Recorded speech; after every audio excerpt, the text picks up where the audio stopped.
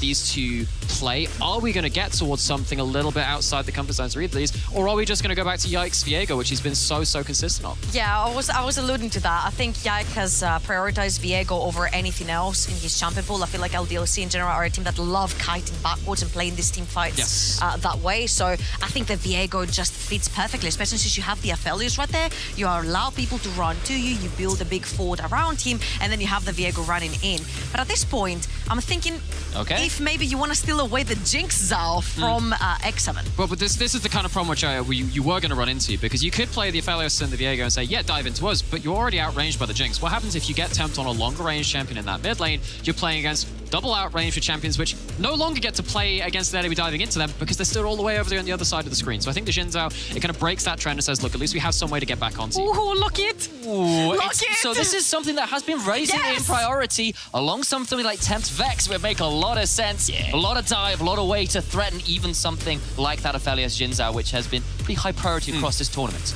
If you guys are not big NOC fans, Haru and Tempt used to run the Heckering Vex a lot in the NOC, with this huge backline dive access, double fee. You can do the exact same thing with Nocturne, add the cherry on top that the entire map goes black, you can't see anything, and suddenly you're sitting there as an Aphelios, you've got a Nocturne on you and a Vex. Okay, but now you've got this Ornn here for LDLC, which is not the best early laning phase champion. If X7 do get towards something like, well, the Gwen's already banned away, but what happens if Jace comes through? What happens if something that can push in? And this is actually something which we've seen a lot through kind of the minor regions around the east end of the world, where you've got like your LGLs, your BCS, your PCS. They play global mid lane, or something that can follow from a long range, something like a Vex, TF, a Ryze, you have the Nocturne, and then you have something like a Camille or a Jace on top side, which means that top lane of the Ornn cannot survive dives. This is picked up from a couple of other regions. Seems like it's picking up a little bit of steam across the rest of the world. Well, it also asks questions of LDLC in the sense that we have often, when we've been doing our research on this team, said, look, LDLC are a team that likes to play stable, safe early games, get to that mid game, and then basically use their excellent team fighting and excellent laning to win the games from there. Pulling out things we're saying, okay, we can dive from halfway across the map in a second or two, can really stress test that kind of style of play. I wouldn't be surprised if right here, Ikas or Rihanna gets locked in. It provides great engage and disengage tools, a lot of zoning as well, especially since Nocturne and Vex are going to be diving into you essentially. A lot more protective layers onto the Aphelios, and then maybe allow Doc to counterpick the bot lane matchup so he can roam around together with Yike. They're gonna choose to lock in the Rakan because I feel like Nocturne, Vex and Rakan might have been a little bit too dangerous. This is funny, right? And quite good on that champion. has 100% win rate in 6 games. He's been playing well on that season. What's really interesting about what happened with X7's 2-3 here is because we said that first pick, okay, you're going for the outrange. Maybe you can't lock in the Viego on the other side because you're not going to be dive into them hard enough. But when they lock in that Xin Zhao, they're like, can't we just dive now? Because that Viego's not locked in. So they've actually just gone straight towards, and they kind of pivoted a little bit on that 2-3 from X7. Ooh, and now, this is actually something we normally see on the other side, because Ragnar has been a heck of an Aatrox player. It's Jaeger who's on that side of that now. So we get to switch almost like the roles these two players have played in their teams. It does, however, fit this top side draft of push, dive, punish the Ornn. I feel like Haru here has setup on every single lane, and thinking of Kasing and thinking of all the picks that you could go for right here, I'm thinking maybe even a Yumi could come through, stick it onto a Nocturne, stick it onto the Aatrox, and then you hammer that back line. I mean, he says meow himself. No? How do you get away from that Nocturne? You don't at that point. And actually, one of the other things for me is that how do you get away from that Aatrox? Because actually, this is something which LDLC have gone towards a bit. They're one of the shared champions, actually both of these supports are shared champions between the both support players, but the Yumi, I think we saw that in the Kha'Zix game actually coming in from Yike, but you are looking at a number of carries where you do have the Yumi on top of them. It gets very, very difficult to play safely against them. And the problem is when you do start falling behind at that point, you can't stand under tower because you'll get dived. But if you're not standing under tower, you're losing too many resources and you're in a lose-lose situation. It becomes very difficult for LDLC if they fall behind the curve. And of course, they have picked that Veigar as the last pick option, which is a pretty good option in some ways to split apart your divers. Try and put some gap between the members of the team so if people do dive, and then you can kind of keep the rest of the team away from them, you can try and blow them up. So I like the attempt here, and they've obviously got great team fighting here from LDLC, which is what they love to have anyway. My question to the both of you, though, is it going to be enough to survive the very heavy mid-game onslaught dive that X7 have got drafted for them here? I think this is LDLC, top to bottom. They've drafted for them to be able to scale into the late game, have the Ornn, have the ornaments, you have the Veigar and the Aphelios, AP and AD. X7 coming to you live. And we are here for this level 1. Are we expecting anything particularly exciting at this mark? Is it going to be a stable one? Okay, so I feel like when you look at the side of X7, it's particularly the Korean duo. It's Tempt versus Haru. It's always been the story of Tempt and Haru versus the world, right? Everyone around them is absolutely stellar, but they are the two that are going to make the difference in the make or break. Kasing right there is going to find DOS and actually hop and skip away onto another Yodel. But the reality of the thing is, when you jump over to LDLC, I feel like it's Yike and DOS. And you talked about how Yike likes to play a little bit more passive in the early game. I looked at like every single jungle path and this guy has done. It's literally been red to full clear to maybe invading Raptors just to see if he can find anyone right there. By minute 4, you also see DOS shadowing wherever Yike is on the map and try to protect him and the mid laner. Whilst if you go onto the other side, Haru would have probably died by minute 4 and tried to get a lane ahead. He would have killed someone or died trying. But I think that does kind of come into an overarching point, which I think LDLC do very well. I mean, LFL early games in general, for me, been a little bit suspect. It's a lot of skirmishing for skirmishing's sake. Whereas you look at LDLC and how Yike does do this quite formulaic pattern, but does manage to stay close to mid lane in a lot of these games. And DOS will roam up and cover other parts of it. When you're playing around picks like the Vega, like an Orianna, like you were talking about earlier on as well, when you've got these more scaling teamfight picks, just allows them to just get onto the radar in a much more safe manner. And when Sam was talking about, are we expecting to see anything early? Not when you're playing that well defensively. Yeah, exactly. And if you look in the mid lane right now, so what we talked about with Yike is like he will start on one side and full clear towards the other and maybe try to invade just to get some information. Haru is just very aggressive in the early game. And since Yike has a very predictable pathing and you know that he's most likely going to be going towards the top side because they might pull a dive onto the Ornn, Haru is doing the exact opposite, knowing that he has so much priority in the mid lane with the Vex shoving into the Vega as well. So I'm wondering right here, and this is the question mark that I want to leave to us, but also the viewers watching, is Haru going to take a more aggressive approach, knowing exactly how Yike wants to play the game? You're crowdsourcing our analysis. You can actually answer this at home. Incredible. Maybe shout at us on various social medias. Of your choice. Press 1 on your controls right now. There's a throwback. Not quite the early thousands of noughties. We use mobile, we use smartphones these days as DOS. Does land a pretty good grand entrance. Ignite comes down as well. They are actually going pretty hard on this, but it's just a summon event and a bit of a health bar lead. Well, so that was actually a sick hop off from Kasing at the moonshot from the Calibrum. And then that Nata didn't take that extra long-range auto attack from the rifle of Exakick. And Kasing just making sure that that summoner investment from LDLC isn't actually getting that much pressure in lane. You see this a lot against GB lanes. Burn the Ignite early, try and get them back in lane. But the most important thing is that I think they're stuck in the waves down the bot lane, so they could also be looking for a dive towards the bot side of the map, especially since the Ignite was used. And there is no other combat summoner onto the affiliates because the Exakick has gone for the cleanse to be able to get out of any fear. You see how Haru is hovering towards the bot side of the map. Unfortunately, the wave is not in a state to dive bot side, and everything is gonna go as planned so far for Yike. At this point, but you look at this and you see the knock, then you're like, look, you aren't realistically looking for early plays yourself. You're actually doing, again, well, as we said, Yike is what Yike has been more successful in terms of just shielding your lane, shattering them, seeing what can happen in those areas. And Tempt was hugging that bot side of the river. Bot was safe to push in. X7 just getting through the first 2 clears and making sure that they're in a relatively safe scenario. Absolutely, and well, we've got this little bit of a break in the game, nothing too exciting happening. It's worth talking a little bit about Haru, as he has been right up there with Yike as someone who's been absolutely phenomenal. So, one of these stats is not like the others, because you see all of the stats are like, wow, crazy damage, fantastic gold difference amongst all the junglers. Wait, what the heck? That first blood death percentage is how many times he dies first in the game. That's a lot, especially for a team which is coming out who has qualified from these groups. Isn't going to be like a 0-6 team. Haru has been on the bad end of early games fairly often. But you said it, it's either get ahead or die trying, and he's going to continuously keep dying to get his team ahead, and honestly, it's worked. In the NLC, it has worked. He will make this very over-aggressive, proactive plays, I would say, but when his team is there to back him up, and especially with the synergy that he has with Tempt, it actually shows how they can get ahead by even Haru dying. Now, of course, playing on the Nocturne, you're trying to farm as fast as possible to get that level 6, get the lights down, and then try to pull off a dive. So, you talked quite a lot about going in towards Raptor invades and then DOS coming up to help with that as well. I mean, a ward was just put down to Raptors, and look, that's a what do you see? trying to get toward that popcorn chicken. Harry going to drive it into the brush, but he doesn't have a support coming to help him right now. Look at where DOS is. Yeah, DOS is finding a very long wrap around there, and Yike is right on top of these Raptors. They're going to go in onto Haru. Does have the spell shield, so that'll get a fear off onto Yike as well. Fight over the Raptors, and that's about it for now. But Haru can chase them because if you look on the map, Nata and Kasing are actually moving up. Be here. They throw down the Event Horizon in the mid lane to try and zone off Temper. This is a dangerous position. DOS has to flash over the wall. Not what they wanted out of that invade. And that was because the Rakan kind of goes for a two-step play, and in the second step, you don't have your cooldown, especially not at this point in the game. You're only level 3, very long basic ability cooldowns when you haven't got that many ranks into them, and suddenly that's a tool taken away from one of the big playmakers early game for LDLC. And praise production as well. That spectator bug has been fixed. We have actually got CS numbers now as well. Not everyone missing CS for 5 minutes in the game. So you can now see roughly where our players are at. As there is actually another good grand entrance to the bot side. Leads to an exhaust, but Nat is in trouble. Trying to go down. Flash out, still goes down. And that's a massive first blood from the bot side of LDLC, and Kasing now being run down. Root from the binding Eclipse. Exit will not be able to quite secure it, and DOS actually takes a tower shot.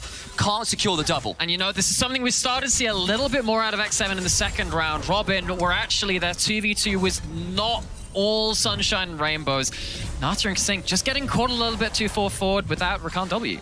And again, you're fighting into a wave that's going to shove into you one way or another. I feel like there's a little bit of an overextension by Nata and Kasing right there. But what's the most important thing for both of these junglers right now is that bot lane is completely summoner-less. And you will have very soon a level 6 Nocturne onto the map. That's that a can good point. very easily dive towards the bot side of the map. And again, there's multiple phases to these plays. And maybe against Rakan without Flash, you thought maybe you just shouldn't die there. But of course, they end up...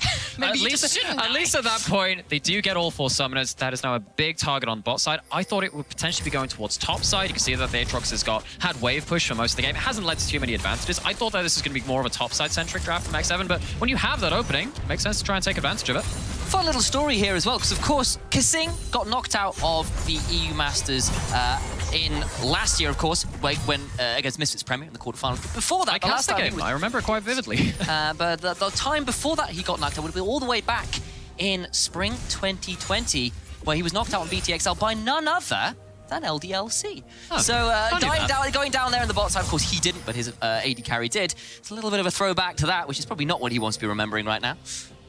And, so there's a little bit of history, maybe some extra stakes to put on the table and say, okay, well, Kasing wants to go further beyond once again, get later into the stages of this tournament, but giving up an early kill like that in the TVT, not what they wanted on them. Level 6 onto Haru, very crucial right here.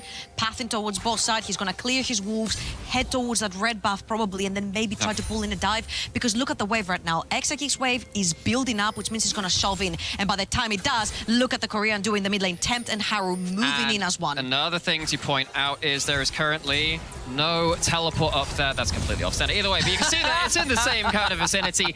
No teleport on the Ornn. It's somewhere in the vicinity. Look to the right of the circle. Ragnar doesn't have the teleport. It's hard to do that versus the Nocturne anyway. You have to be very quick in reactions to collect that summoner spell before the lights go completely down. But there is one on Jaeger, so difference in not just semi-globals and his ultimates, but also the summoner spells bringing people to the fight.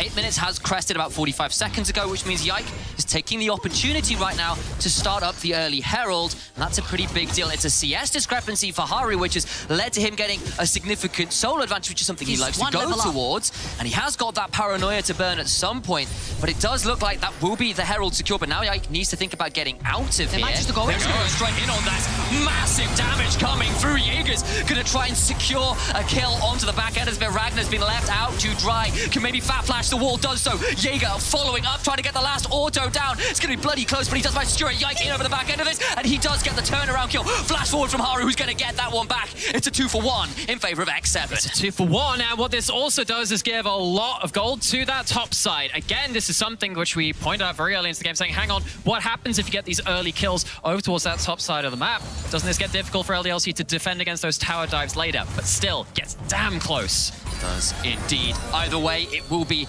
at least for now, a win for X7. They've still got the Herald to LDLC, but this was a very aggressive play from Haru to go straight onto Yike. And Yike is grabbing the Rift Herald right there, probably going to put it down to Aphelios, but we mentioned Haru is great at farming, great at being ahead at 15 and very early into the game. He's one level up, so he's instantly going to engage onto the Zinzao. They get double flashes from the top side of the map as well. Jaeger cashes in on a kill, Haru cashes in on another kill, but the most important thing right here is if you look on your screens, there's an entire wave shoving underneath Ragnar's tower, which is going to miss. That's a lot of CS, a lot of gold, a lot of experience that this Ornn is going to be down. I guess who was at the start of that play, though? We talked about the Aatrox being the beneficiary, but the engine starts with the ignition from Haru. It's that ultimate. He farms up to it. It's not earlier into the game, like the level 3, level 4 mark, which we've sometimes seen from this player, but still gets himself on the board early.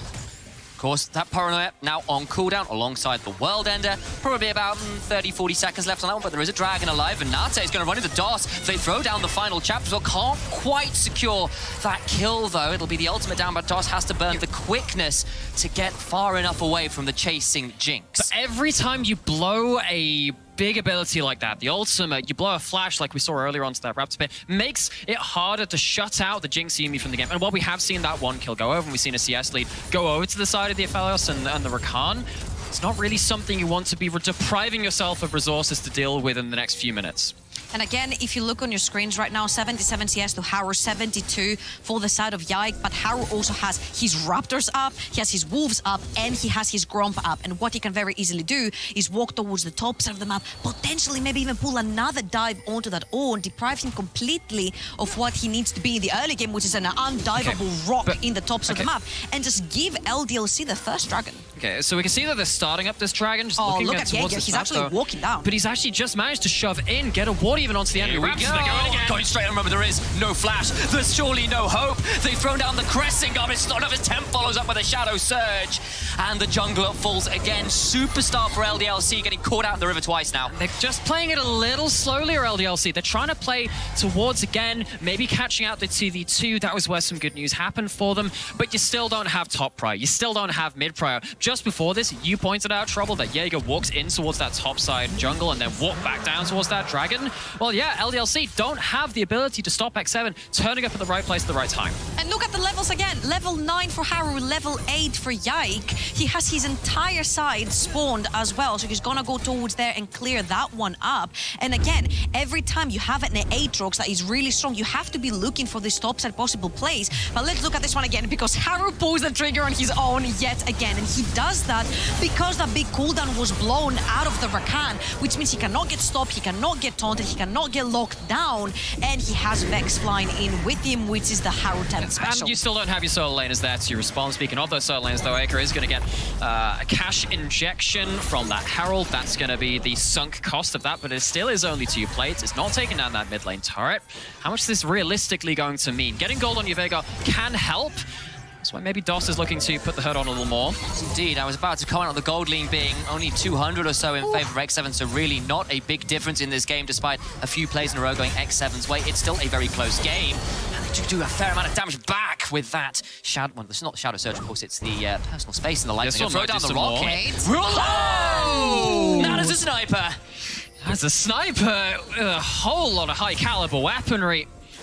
That's a big kill to pick up, of course. That's actually, is that actually going to be an assist over to Vex too? That's, again, that's pretty well picked up. I feel like the second this Cade's missed, possibly LDLC should have walked off. Just call it off. You see Yike on the top side of the map, he's just walking out. DOS overextends a little bit too much right there, and he gets hit by the E. Nata, the sniper right there, takes out the rocket, throws it towards the mid lane, finds his target as well. And mind you, this is a Jinx that has been deprived of a lot of gold, died 2v2 in the lane as well, so Nata really needed that influx of gold going into his pocket. We already talked about that CS lead a little earlier for the Aphelios. We can actually see the Kraken Slayer built up by Nata, and if you are sat there as a Jinzao or a Ornn or a Rakan that has found themselves a little bit too deep behind enemy lines, that Jinx is going to be doing serious damage. And you know what Haru really needed? An additional item in the name of Yuumi. It's TFT all over again. Look at the gold discrepancy there in the jungle. Add in a Yuumi and all the additional utility she offers to a diving champion like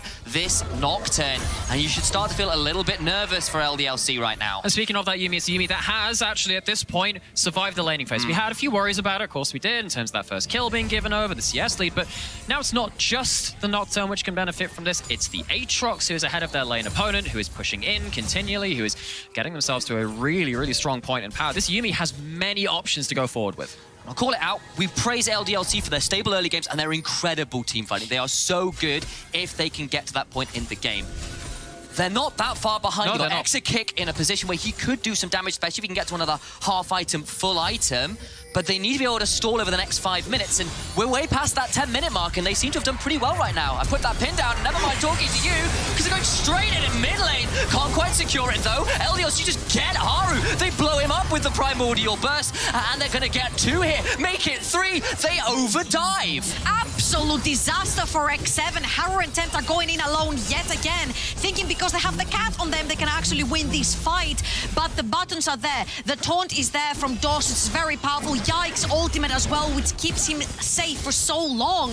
And it's unfortunately for X7 fans an absolute disaster. LDLC walk away with 3 and the second Rift Herald. And so much goes wrong there, because it's not just the mid lane play, it's bot lane. It's the crescendum on the Aphelios, which allows you to absolutely shred through the turrets.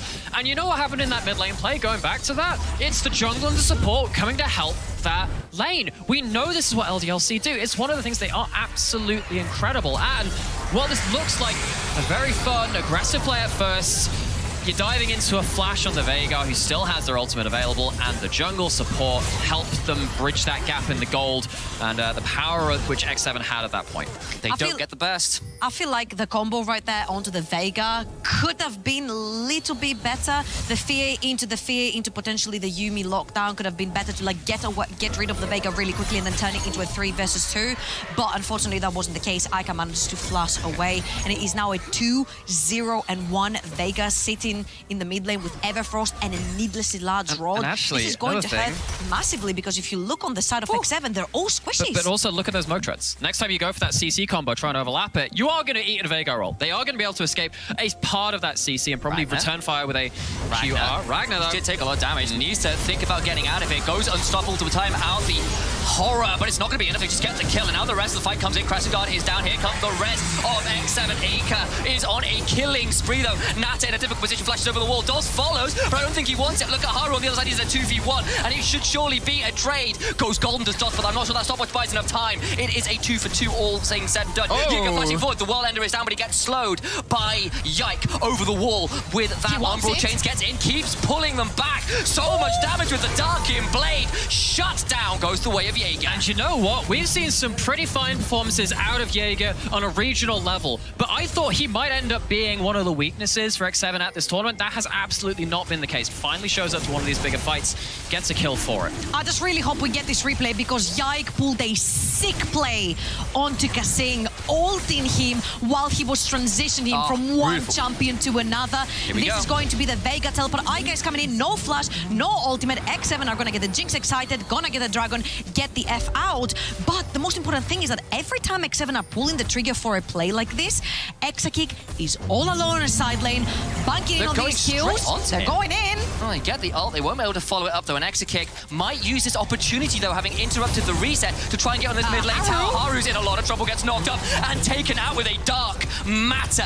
Mid lane turret falls well. That is now 3 turrets unanswered by X7. LDLC continuing to extend the gold lead here. So why did we say that it's important for X7 to win out on this early game? Why is it important to get these early kills? Because LDLC, when you hit the mid game, pull off stunts like this. They've taken 2 outer turrets on the side lanes, and he's trying to TP away, because you see how difficult it is for X7 to play these side lanes now, and LDLC looking to punish.